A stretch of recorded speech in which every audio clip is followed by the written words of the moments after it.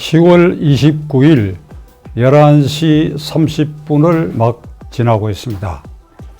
여당인 민주당과 거기에 협력하는 1, 2, 3, 4 중대의 정의당, 평화당, 대한신당, 바른미래당의 손학규 국회가 국회의원 수를 300에서 330명으로 늘리는 연동형 비례대표제를 내밀히 합의하고 이를 공수처법과 세트로 국회에 강행 통과시킬 방침을 정한 것으로 알려져 있습니다.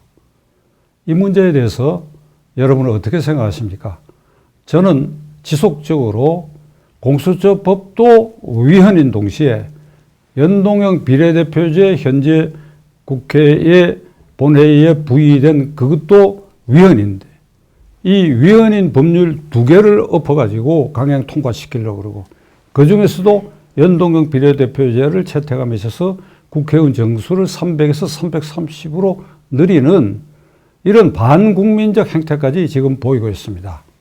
문재인 정권 들어서서 적폐청산을 기치로 내걸 때 저는 혹시 우리 정치에 있어서 최대 적폐는 국회 운영 행태, 정당의 조직과 운영 행태, 지방자치제의 조직과 선거 운영 행태, 이 3대 최악의 적폐가 있는데 이것을 혹시 수술하나 이런 막연한 기대를 가졌었는데 이건 완전히 덮어버리고 종래와 똑같이 이렇게 유지를 하는데 2년 반 동안 상태는 더욱 극악해졌다.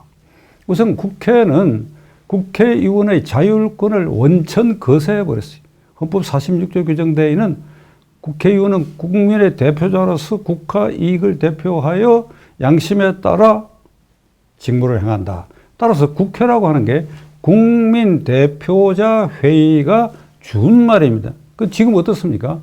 정당 파견관으로 전락된 전투 투사들이 거기서 개파 투쟁식으로 여야가 사사건건 격토라는 투견장, 그러니까 닭싸움터로 이렇게 변질되어 버렸습니다. 이렇게 된 데는 정당이 헌법 8조에 규정되어 있는 대로 민주적으로 조직되고 민주적으로 운영되고 모든 선거직 후보들은 상향식으로 공천되도록 명시되어 있는데도 중앙집권적 제왕적 대표체제를 당헌 당규에 규정을 해가지고 공천권도 휘두르고 그래요. 국회의원의 자율권도 막살해서 당론에 따르라.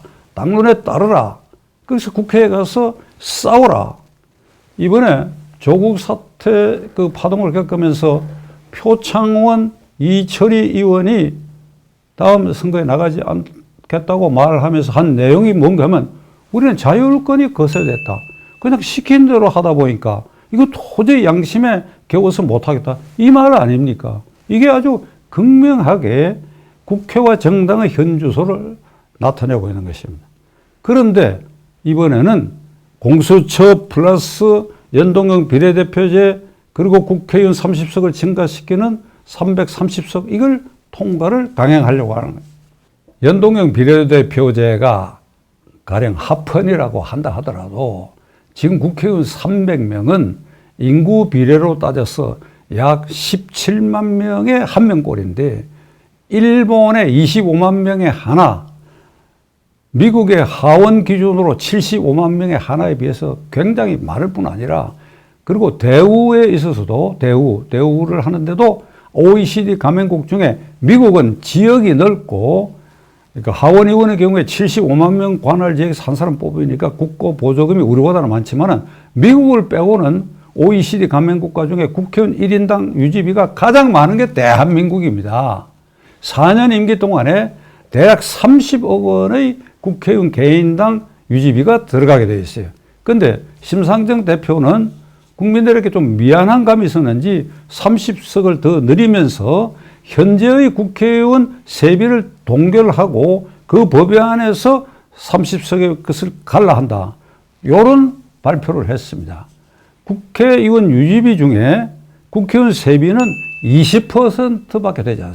나머지 80%는 거의 10명에 달하는 비서보좌관, 사무실 운영비, 국내 여행 경비, 해외여행 두세 번 하는 경비, 이 모든 걸 합했을 때에 불과 20%밖에 되지 않는 국회의원 세비만 동결하겠다.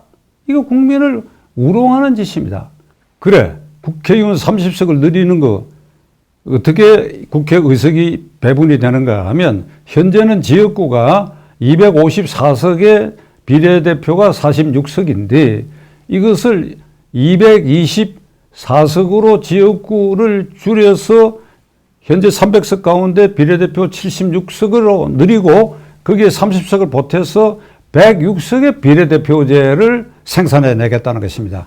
여러분, 지금 46석의 비례대표도 각 정당이 어떤 과정을 거쳐서 후보자를 결정하는지 여러분 잘 아시지 않습니까? 제왕적 중앙집권적 대표체제 아래서 이렇게 실세 몇 명이 아주 부패한 방법으로 줄 세우고 돈 거래도 있다는 거 아닙니까? 그러니까 지역구 의원은 그나마 공천받아서 지역구에 심판받는다는 절차가 있지만은 100명이 넘는 이 비례대표제를 가령 연동형 비례대표제가 합헌이라 하더라도 100명이 넘는 이 비례대표제 의원을 컴컴한 곳에서 정당이 마음대로 순서를 정하고 이것은 국회의 부패, 정당의 부패를 더욱 부채질하는 결과에 도달하게 될 것입니다. 따라서 위헌인 공수처 법안을 위헌인 연동 비례대표제, 그래야 국회의원 의석을 30석을 늘리는 이런 반국민적 위헌적 작태를 서슴없이 감행하려고 하고 있습니다.